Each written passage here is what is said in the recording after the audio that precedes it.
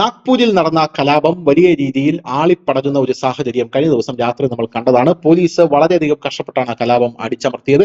എന്താണ് ഈ കലാപത്തിന്റെ കാരണം എന്ന് പോലീസ് അന്വേഷിച്ചിരുന്നു. അതായത് ഖുറാൻ കത്തിച്ചു എന്നുള്ള വലിയ ഒരു അടിസ്ഥാനരഹിതമായിട്ടുള്ള ഒരു വാർത്ത അവിടെ മുസ്ലിങ്ങൾക്കിടയിൽ വലിയ രീതിയിൽ പടരുകയായിരുന്നു. ഇത് ആരാണ് പടർത്തിവിട്ടത് എന്നുള്ളൊരു ചോദ്യമുണ്ട്. എന്തായാലും ആ കലാപത്തിൽ ധാരാളം ഹിന്ദുക്കളുടെ വീടുകൾ ആക്രമിച്ചു എന്ന് പലരും ആരോപിക്കുന്നുണ്ട്.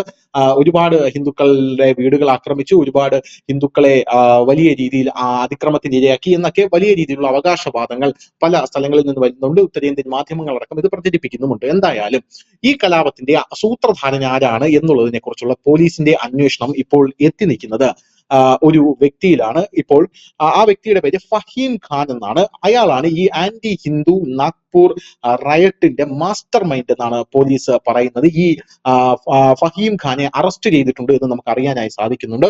ഫഹീം ഖാൻ ഹേറ്റ് സ്പീച്ചിലൂടെ അത് വയലൻസിനെ തിരികൊളുത്തി എന്നാണ് ഇപ്പോൾ പോലീസ് പറയുന്നത്. അതായത് ഈ മതഗ്രന്ഥം കത്തിച്ചു എന്ന് നാട് നീളെ പറഞ്ഞു വരുത്തിയത് ഇതാണ് എന്നാണ് നിലവിൽ പോലീസിന്റെ കണ്ടെത്തൽ.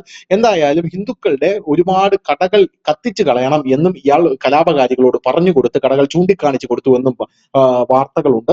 എന്തായാലും 2024 ലോക്സഭാ ഇലക്ഷനിൽ ഇയാൾ മത്സരിച്ചിട്ടുണ്ട് എന്നുള്ളതാണ് മറ്റൊരു ഞെട്ടിക്കുന്ന വസ്തുത എന്ന് പറയുന്നത്. അന്ന് ഇദ്ദേഹം മത്സരിച്ചത് നിതിൻ ഗഡ്കരിക്കെതിരെയായിരുന്നു. നിതിൻ ഗഡ്കരിയാണ് നാഗ്പൂരിൽ മത്സരിച്ച് MP ആയി മാറിയത്. നിതിൻ ഗഡ്കരിക്കെതിരെ മൈനോറിറ്റീസ് ഡെമോക്രാറ്റിക് പാർട്ടി എന്ന് പറയുന്ന പാർട്ടിയുടെ പ്രതിനിധിയായിട്ടാണ് ഈ ഫഹീം ഖാൻ മത്സരിച്ചത്.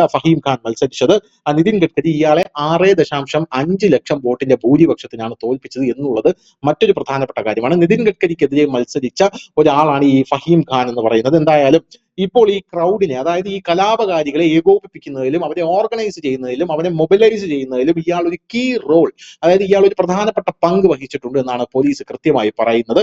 ഇയാളെ നാഗ്പൂർ പോലീസ് ഇപ്പോൾ അറസ്റ്റ് ചെയ്ത് ചോദ്യം ചെയ്ത് വരികയാണ് എന്ന് നമുക്ക് അറിയാനായി സാധിക്കുന്നു. News desk news India Malayalam.